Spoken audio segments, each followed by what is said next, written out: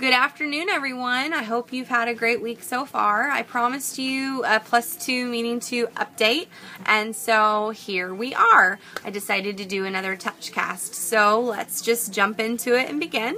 The first thing that I'd like to direct your attention to is the school improvement website. When you Google Bay District School Improvement, you can locate our webpage.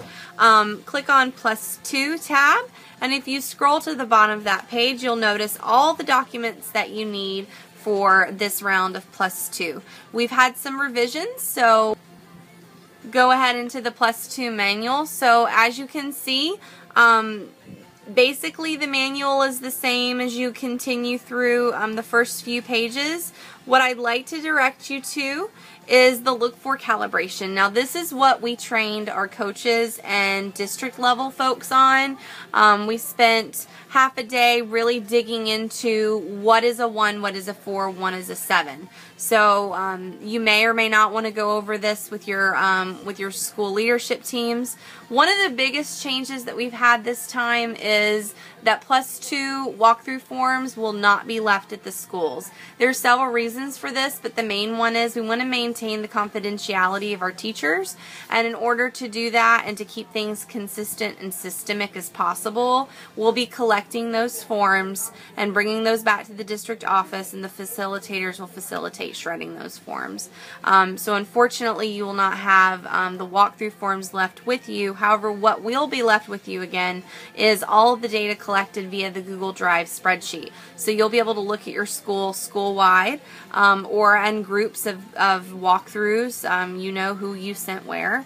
And so we then will look at that data more globally, and we'll look at that district-wide, and then we'll send that to you as it becomes available. So without further ado, let's get through the +2 calibration. A few things have changed. One of the main things is some of the wording. We're looking at, instead of posted standard, we're looking at utilizing standards. Posted really sent the wrong message because we're looking for teachers to utilize the standards, learning goals, objectives. Those words can be used interchangeably in terms of having things on the wall. What we're really looking for is that students and teachers both know the standards and what it is that they are doing with them.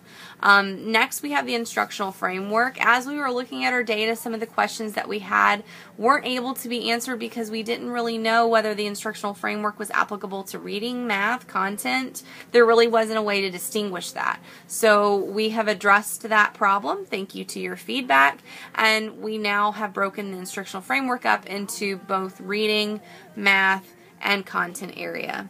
So as we continue to look at our look-fors, the other realization that we had was we're really low in depth of knowledge district-wide. So we started asking some questions. Well, what was it that we needed to work on? Well, we really couldn't answer that, specifically because the data we had collected was simply depth of knowledge. So when we really thought about what it is that we're looking for in terms of rigor, how do we know that we are instructing on a level that are making kids think? So we decided to change the terminology to levels of thinking within tasks and levels of thinking within questions. This sends much more of a clearer message to teachers and to administrators in what we want to see in a classroom. We want kids to be engaged with the task. We want them to be thinking about what they're doing, and we want them to be thinking about those things rigorously. So to be in alignment with the Florida State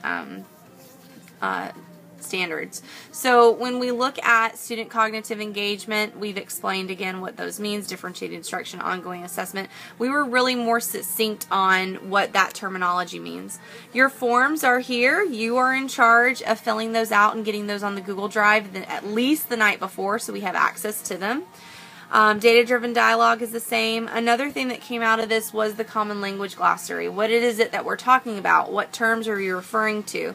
So as you can see, if you click on the link, it will take you to the research, and it's very clear to everyone. We're all on the same page.